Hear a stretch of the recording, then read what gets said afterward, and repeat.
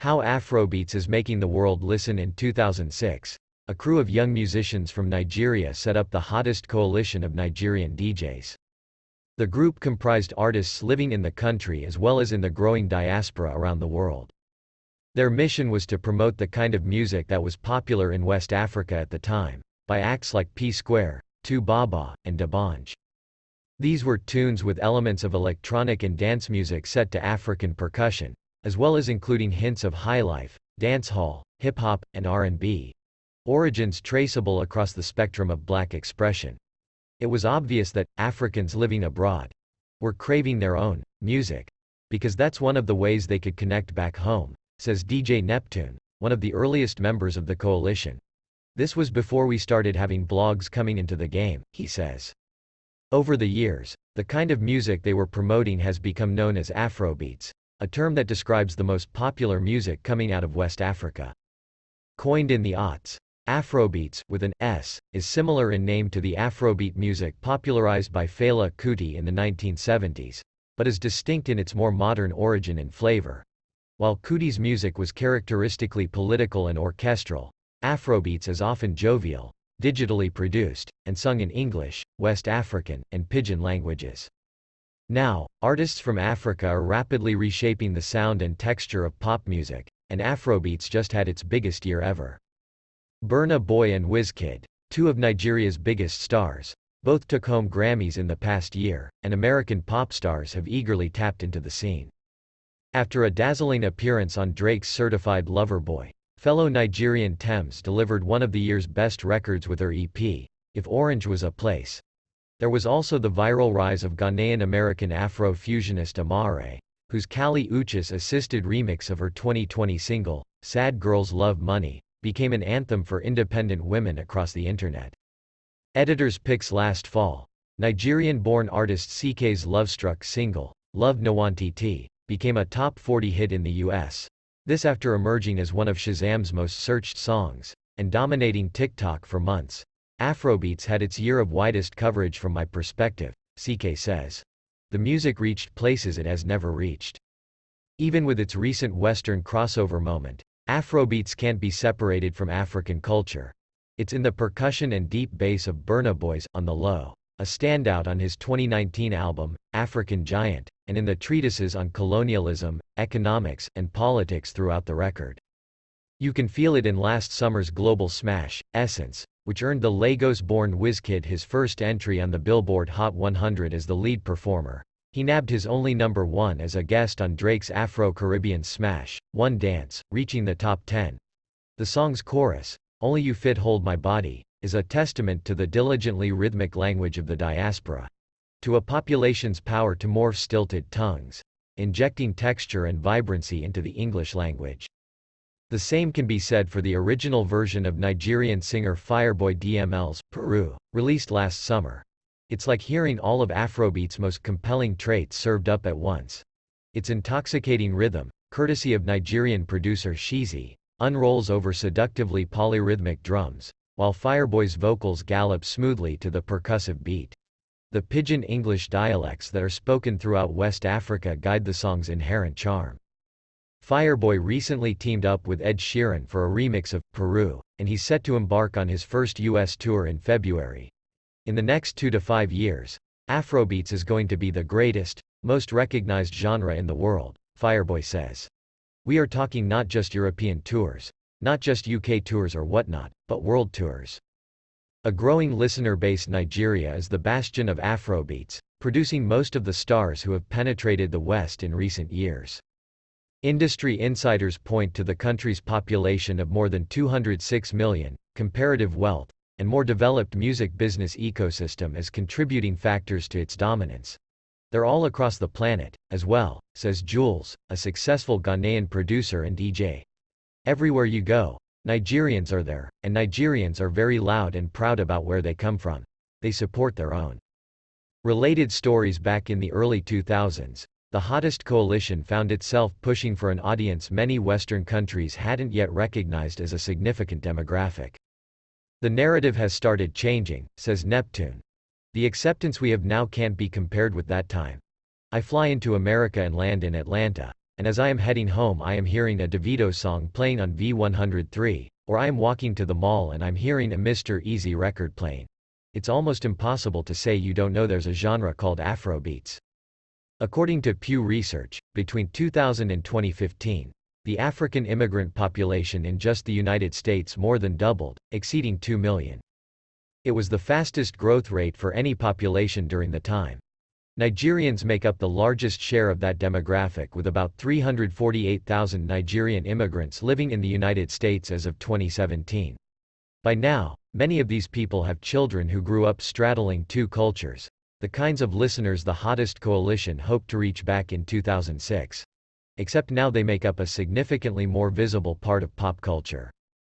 Large swaths of West African immigrants and their first-generation American offspring are concentrated in places like New York, the D.C. area, Houston, and Atlanta. In these places, it's not unusual to find Afrobeats powering gatherings of Africans and Caribbeans, whose culture and music share roots. A lot of Africans in those cities have been religiously playing Afrobeats, Jules says. It's just gotten around like, wow, I went to this club, and this is what they were playing, and it was going off. At the Atlanta stop of WizKid's North American tour in October, an additional date had to be added to the 2,600 capacity venue to meet surging demand. One of the shows started with DJ Tunes, who serves as Wiz's in-house DJ, running through hits that spanned time and geography across the African diaspora. He played tracks by a new generation of artists and songs that the current generation of West African millennials learned from their parents. Magic System's One Gao, and Awilo Longomba's Carolina. It's a beautiful time to be African, Tunes told the crowd. Tunji Balogun was instrumental in signing WizKid, as well as Davido and Tems, to Sony's RCA Records, where he was executive vice president of A&R. He now serves as chairman and CEO of Def Jam Recordings, but he was once a Nigerian-American kid navigating the double consciousness of his identities. Previously, I'd only hear African music in strictly African spaces when I was in America, like at a wedding or a birthday party. I would never hear it in a public space, he says. Balogun is uniquely situated between African acts and an American industry that has doubted their necessity. I'm one of the few executives that's a second-generation African in a position of power. I don't take that lightly. I want to be a bridge, he says. Part of the reason I even wanted to take this job at Def Jam is because I feel like the label brand and what it represents aligns with my philosophy of asking, who's creating the future of these black music experiences? I definitely think that a lot of what's happening on the continent currently fits really well within that narrative. In his new role, Balogun is hungrily approaching partnerships with African artists in Afrobeats and beyond, like Amapiano, the currently surging genre of South African house music. Number 1, as a fan, I'm obsessed with the music, he says.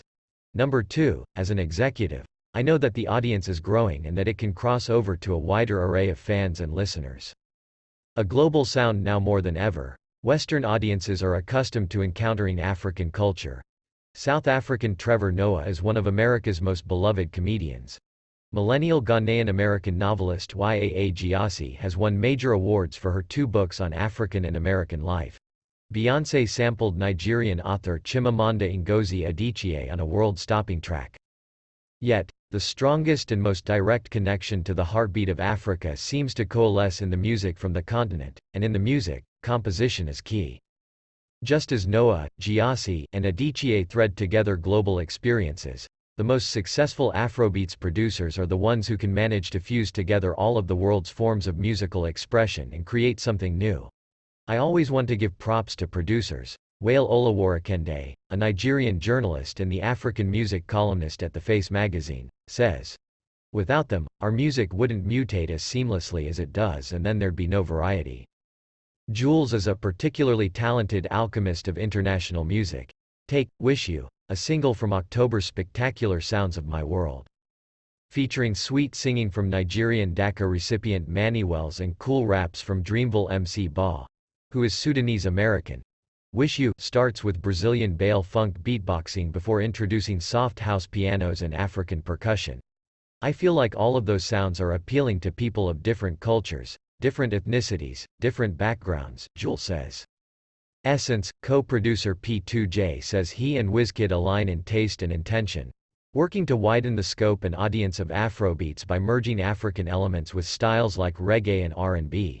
"I've always wanted to be one of the people to take Afrobeats music into popular music," he says.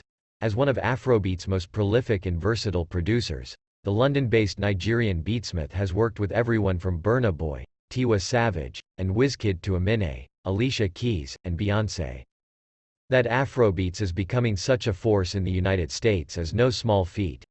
American audiences have a long history of being tepid in their embrace of global sounds.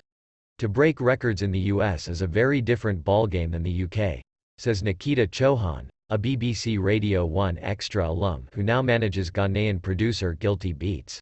But once the record connects, there's no stopping it. Take the indomitable rise of Essence, first released in October 2020. For a subset of young, hip, mostly black people, the song was an immediate standout. Essence got an extra marketing push in April 2021 with a vibrant music video, and in July, after it soundtracked a summer of fleeting freedom for people across the globe, it started scaling the Hot 100.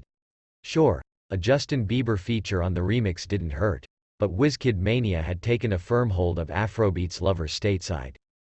Now, there's plenty more evidence that Afrobeats is connecting in the US. Last October, Burna Boy became the first African solo artist to headline the Hollywood Bowl. This year, he's slated to play Madison Square Garden, the first headlining performance for a Nigerian musician at the storied New York venue. Duke Concept, the production company behind the shows, was founded by Asita Yuga in 2013, 2 years after he moved to the United States from Nigeria. The business initially had to be scrappy, producing concerts at small nightclubs and DIY warehouses, some of the only venues available to Afropop artists at the time. Today, things look much different.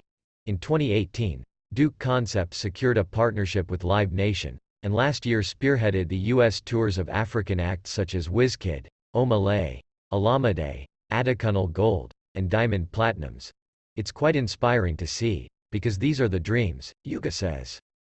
Afrobeats is gradually becoming a mainstay on international radio, as well. As George Cook of Dallas radio station K104 explains, listeners who love Afrobeats are extremely passionate about the genre, and that passion has increased over time with the momentum of the music. Cook admits that it took time to figure out how to make Afrobeats reach a broader audience. The answer turned out to be just let it happen organically. The organic success of Essence on radio demonstrates this.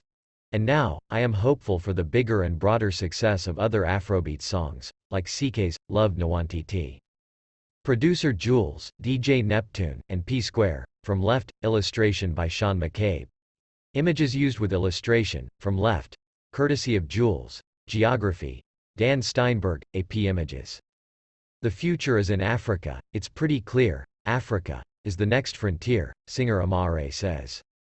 Audiomack has an office now in Nigeria. Spotify, made, moves towards Nigeria. Universal Music Group now has a Nigerian branch. She also notes that Apple Music's Africa Now and Africa Rising initiatives have amplified artists from countries that include South Africa, Tanzania, Kenya, Ghana, and Nigeria. Elsewhere in the streaming space, by late 2019, all three major labels had struck licensing deals with streaming service Boomplay Music, one of Africa's most successful, boasting 60 million monthly users. There are obvious and overtly capitalist reasons for the burgeoning interest in music from Africa, like Africa's young and booming populace. According to United Nations estimates, Nigeria is projected to overtake the US as the world's third most populous country by the year 2100, and per a report from PwC, it's set to be among the world's top 10 economies by 2050. There's also the fact that immigrants from Africa are among the most upwardly mobile demographics in America. Almost 60% of the Nigerians living in the US have earned at least a bachelor's degree, nearly twice the rate of the overall population. Even the term, Afrobeats, could be seen as more of a commercial than cultural development. As the writer Korede Akinsep points out in a recent OK Africa op-ed, the term originated in the UK club scene of the late 2000s, coined as a reference to the primarily Nigerian and Ghanaian music that first gens were increasingly demanding to hear at parties. Afrobeats became a catch-all as well as an easy sell. To a Kinset, it felt like the commodification of culture. Like some other artists, Burna Boy questions, and has personally rejected, the Afrobeats moniker.